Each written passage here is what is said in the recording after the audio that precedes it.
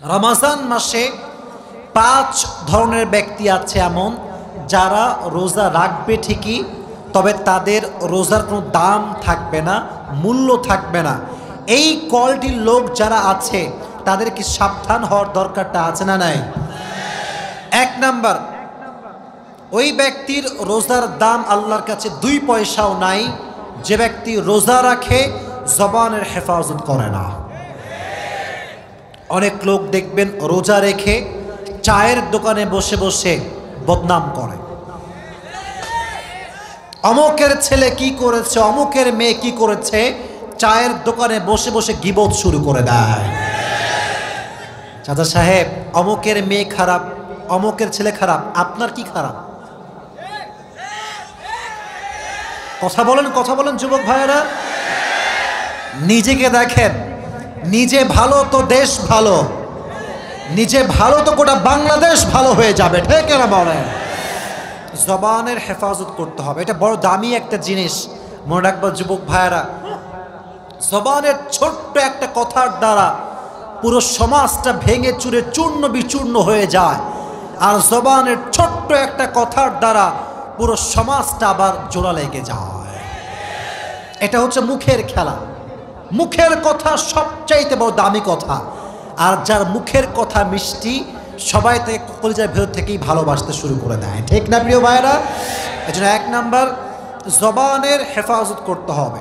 2 number, যদি আপনারা সবাই রমজান মাসে আল্লাহ তাআলার কাছে রোজাকে কবুল করাতে চান, কানকে হেফাজত করতে হবে। অনেক যুবক আছে দেখবেন রমজান মাস আসে ঠিকই, কিন্তু কানে হেডফোন লাগিয়ে গান শুরু করে দেয়। রাত 2টা 3টা পর্যন্ত হিন্দি গান, বাংলা গান শোনে। তুমি যেই গান দিয়ে হারাম কাজ করছো, যে কান দিয়ে হারাম গান শুনছো, মাথায় রেখো রোজা রেখে যে ব্যক্তি হারাম গান শোনে তার রোজার কোনো মূল্য আল্লাহর কাছে নয়। অনেক মেয়েরাও আজকাল গান শোনে, বেশি বেশি তারা হিন্দি গান শোনে। অনেক মেয়ে এরকম আছে না নাই? প্রচুর পরিমাণে মেয়েরা হিন্দি বাংলা গান শোনে, ইভেন পুরো বছরও শোনে, রমজান মাসেও ছাড় দিতে চায় না। মনে রাখবেন, গান যে শোনে, এই গান আল গিনা ওয়া ইউমবিতুন নিফাক ফিল কলব, গানটা মানুষের অন্তরে নেফাক তৈরি করে। আর যে গান শোনে রমজান মাসে রোজা রেখে, তার কানের রোজাটা নষ্ট হয়ে যায়, ঠিক না বল? আল্লাহ রোজা অবস্থায় গান শোনার থেকে হেফাজত করুন, সকলেই পড়ে আমিন। যেমন গান শোনা যাবে না, exactly to the same way এই গান দিয়ে কারো নামে গীবতও শোনা যাবে না। গীবত যেমন করব না, গীবত তেমন আমরা শুনতেও রাজি না, ঠিক না বলো? 2 নাম্বার, তার কোনো রোজার দাম নাই যে রোজা রেখে গান শুনে কান দিয়ে। 3 নাম্বার, তার রোজার কোনো দাম আল্লাহর কাছে নেই যে রোজা রাখে ঠিকই বাট চোখ দিয়ে অশ্লীল ভিডিও দেখে, পর্নোগ্রাফি দেখে, রাস্তাঘাটে মেয়েদের দিকে চোখ তুলে তুলে তাকায়। চোখের হেফাজত করবে না যে, তার রোজার দাম আল্লাহর কাছে 1 পয়সাও হতে পারে। কুল্লিল মুমিনিনা ইয়াগুযু মিন আবসারিহিম ওয়া ইয়াহফাযু ফুরুজাহুম। আল্লাহ রাব্বুল আলামিন বলছেন, হে নবী, আপনি আপনার উম্মতদেরকে বলে দেন, হে মুমিনরা, যখন তোমরা কোনো গায়রে মাহরাম নারীর দিকে চোখ উঠে যাবে, লোয়ার ইয়োর গেজ, চোখটা নামায় দাও, আর সকলেই পড়বা আস্তাগফিরুল্লাহ। এই চোখটা হেফাজত সবাই করবেন তো ইনশাআল্লাহ।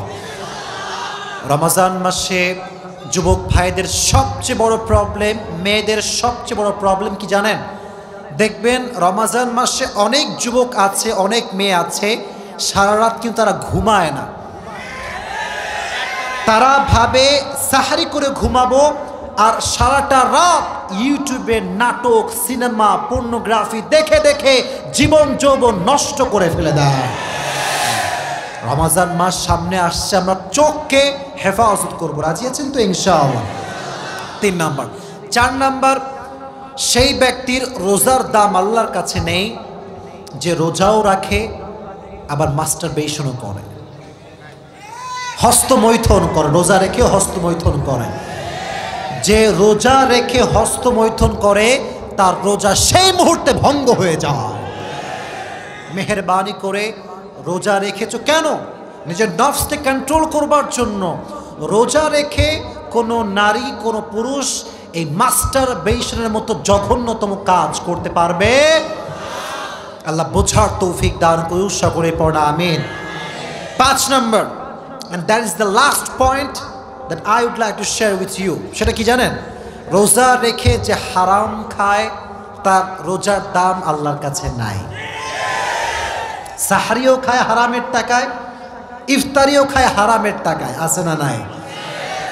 আপনি হারাম খেয়ে না খেয়ে থাকবেন, রোজা রাখবেন ঠিকই, বাট হারাম যে খায় তার রোজার দাম আল্লাহর কাছে নয়। এজন্য আপনার রিজিক হওয়া চাই হালাল, খাবার হওয়া চাই হালাল। আল্লাহ আমাদের সবাইকে হালাল রিজিক ভক্ষণ করার তৌফিক দান করুক, সকলের বর্ণা আমিন। আমাদেরকে আল্লাহ হারাম রিজিক থেকে বেঁচে চলার তৌফিক দান করুক, বর্ণা আমিন। অনেক ছেলেপেলে আছে দেখবেন আমাদের বাংলাদেশে, গাল হচ্ছে টপ্পা টপ্পা গাল, ভুড়ি হচ্ছে লম্বা ভুড়ি, রমজান মাসে রোজা রাখতে চায় না।